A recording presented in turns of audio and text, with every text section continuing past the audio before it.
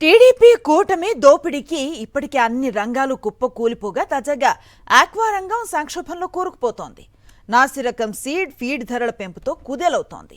Aqua ఉత్పత్తుల అమ్మకాల నుంచి ఎగుమతుల వరకు అడుగడుగున నష్టాలు వాటిల్లటంతో నిండా మునుగుతున్నామని రైతులు ఆవేదన చెందుతున్నారు. పరిస్థితులు ఇలానే ఉంటే సాగు చేయలేమని తెగేసి చెప్తున్నారు. వచ్చే సీజన్లో క్రాప్ హాలిడే ప్రకటించే యోచనలో ఉన్నారు. చంద్రబాబు పాలనలో ఆక్వా సాగు నష్టాల బాట పడుతుంది. ఆక్వా ముడి సరుకుల ధరలు గణనీయంగా పెరిగాయి. ఈ ఏడాది 5 నెలల కాలంలోనే రొయ్య ఫీడ్లో వినియోగించే ఫిష్ మీల్, సోయాబీన్, వేరుశెనగ cake, fish oil, vitamin free mix తదితర మెటీరియల్ ధరలు దాదాపు 50 నుంచి 70% పెరిగాయి. ఇదిలా ఉంటే బాబు సర్కార్ నిర్వాకం వల్ల రొయ్యల ధరలు భారీగా పతనమయ్యాయి. వ్యాపారులు సిండికేట్గా మారడంతో రైతులు దోపిడీకి గురవుతున్నారు. ఒక పక్క నాసిరకం సీడ్తో పాటు మరోపక్క పెరిగిన ఫీడ్ ధరలతో తల్లడిల్లుతున్న రైతులను ప్రభుత్వం ఏమాత్రం పట్టించుకోకపోవడంతో మండిపోతున్నారు. ప్రస్తుతం ఉన్న రొయ్యల ధరలతో సరిచూసుకుంటే ఎకరాకు 20,000 నుంచి 30,000 వరకు నష్టం వాటిల్లుతుంది. దీంతో రైతులు తీవ్ర ఆవేదన చెందుతున్నారు.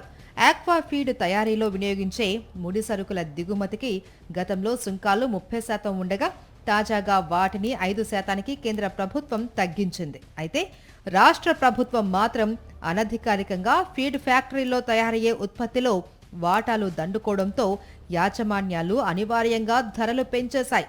అందుకే అప్సడా అనుమతి లేకుండా గత ఫిబ్రవరిలో ఫీడ్ ఫ్యాక్టరీలు ధరలు పెంచినప్పటికీ రాష్ట్ర ప్రభుత్వం మౌనంగా ఉండిపోయిందనే ఆరోపణలు వెల్లువెత్తుతున్నాయి. అనూహ్యంగా పెరిగిన ఫీడ్ ధరల నేపథ్యంలో ఆక్వా రైతుల నుంచి తీవ్ర వ్యతిరేకత వ్యక్తం కావడంతో సర్కారు జంకింది. ఫీడ్ ధరలు తగ్గించాలి అని వ్యాపారులను ప్రాధేయపడుతుంది. పెరిగిన రా మెటీరియల్ ధరలు, ప్రభుత్వ పెద్దల దోపిడీతో తప్పని పరిస్థితుల్లో ధరలు పెంచిన వ్యాపారులు ప్రభుత్వ విన్నపాన్ని తోసిపుచ్చారు. ధరలు తగ్గించలేము అని తెగేసి చెప్పారు. అయినా ప్రభుత్వం ఒత్తిడి చేస్తే ఫ్యాక్టరీలు నాసిరకం ఫీడ్ను మార్కెట్లోకి తెచ్చే ప్రమాదం ఉంది. ఇప్పటికే నాసిరకం సీడ్తో సతమతమవుతున్న రైతులు ఫీడ్ కూడా నాణ్యత లేకపోతే తీవ్రంగా నష్టపోయే ఆస్కారం ఉంది. ఇదిలా ఉంటే బాబు పాలనలో వెంటాడుతున్న నష్టాలతో రైతులు ఆక్వా సాగు అంటేనే విముఖత చూపిస్తున్నారు. ఈ కారణంగానే గత 2 ఏళ్లలో 50% సాగు విస్తీర్ణం తగ్గిపోయినట్టు సమాచారం. ఈ ఏడాది ఫీడ్ ధరలు తీవ్రంగా పెరిగి రొయ్యల ధరలు పతనమైన నేపథ్యంలో వచ్చే సీజన్లో సాగుకు విరామం ప్రకటించే యోచనలో రైతులు ఉన్నారు. సర్కార్ ఆదుకోకుంటే క్రాప్ హాలిడేనే శరణ్యమని తెగేసి చెబుతున్నట్టు తెలుస్తుంది.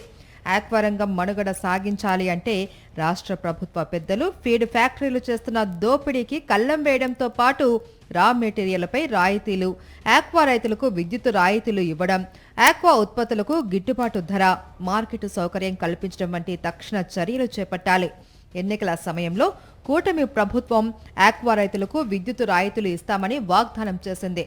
యూనిట్ విద్యుత్తు ₹1.5కే ఇస్తామని నమ్మబలికి ఇప్పుడు విస్మరించింది. దీంతో రైతులు ఆందోళన చెందుతున్నారు. తక్షణం తమను ఆదుకోవాలి అని డిమాండ్ చేస్తున్నారు. మరిన్ని అప్డేట్స్ కోసం ఛానల్ ను సబ్స్క్రైబ్ చేయండి. నోటిఫికేషన్స్ కోసం బెల్ ఐకాన్ పై క్లిక్ చేయండి.